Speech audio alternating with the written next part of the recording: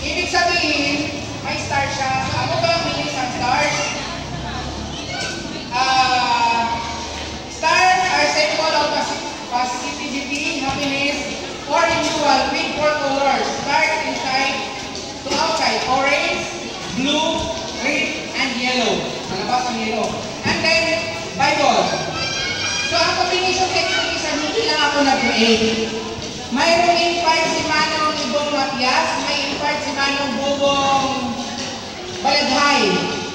So, kami ang nag-create ng aming yung kada idea kay nani kitang damo ng idea. So, the Bible is the Word of God that will serve as the common foundation. Agree naman sa to? And guide to withstand any challenges.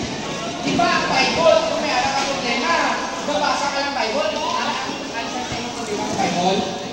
And then,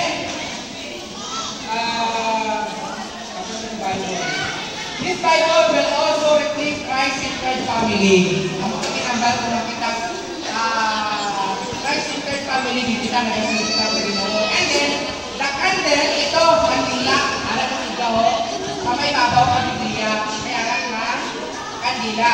So, candle symbolize enlightenment that will remind each family to serve as light and manifest of spiritual maturity.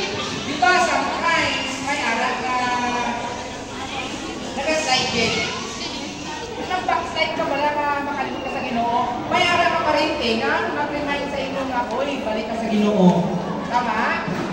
And then, olive tree. The olive tree is the manifestation that we have a common root. Isa lang silang common roots na mo kita sa Bible. Para Bible-based kita. And fourth, on new life, where the white pigeons returned on Noah's Ark after the flood with an olive branch in its beak or mouth niya sa iyang pa. Symbolize also peace and regeneration. So, ibig sabihin, kung naghana ka ang tawag sa ito na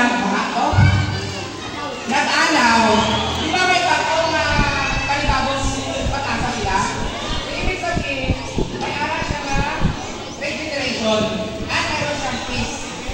So, ako lang to ang akong explanation about sa akong na logo.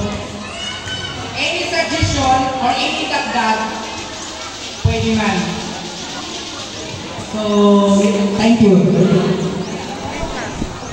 Sige, salamat sa